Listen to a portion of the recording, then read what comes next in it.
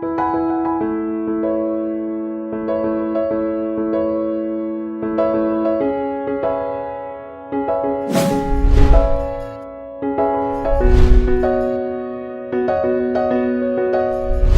a été double, elle a été de maintenir les consultations ordinaires dans ce centre de santé qui concernent la médecine générale, mais aussi les spécialités telles que la cardio, la rhumato, la pédiatrie, la gynéco, et à la fois d'accueillir dans un lieu différent et en toute sécurité pour les patients du circuit ordinaire, des patients probablement atteints de Covid.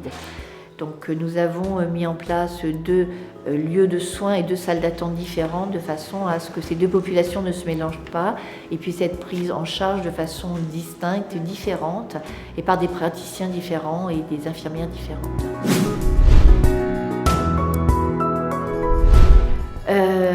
D'abord c'est les moyens humains.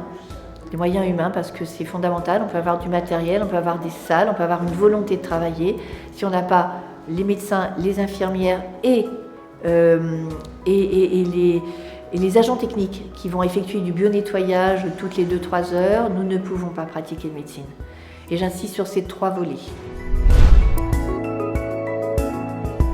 Un travail d'équipe formidable, un soutien formidable, une possibilité qu'avait chacun de ces des occupants du CMS, déjà dans un premier temps, personne de l'accueil, personne du biotechnique, des personnes techniques qui s'occupent du nettoyage, qui n'avaient pas la connaissance de cette pathologie et qui pourtant sont venus travailler en mettant du cœur à l'ouvrage, parfois jusqu'à 21h le soir parce qu'on attendait des transferts et qu'on ne pouvait pas s'en aller et elles ont continué à venir travailler avec beaucoup d'énergie, elles se sont adaptées à tout ce qu'on leur a demandé de différent de leur quotidien.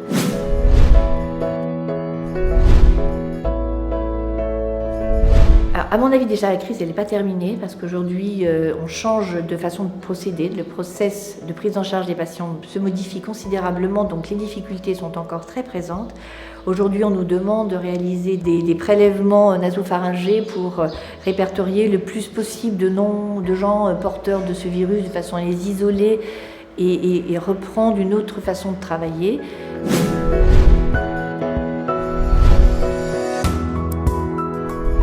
Le déconfinement ne veut pas dire la fin de la maladie, la fin de l'épidémie.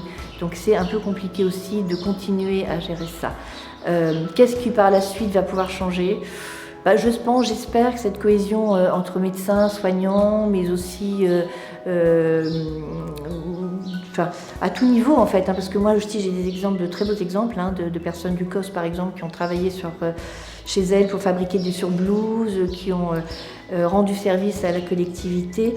J'espère que cette cohésion va persister.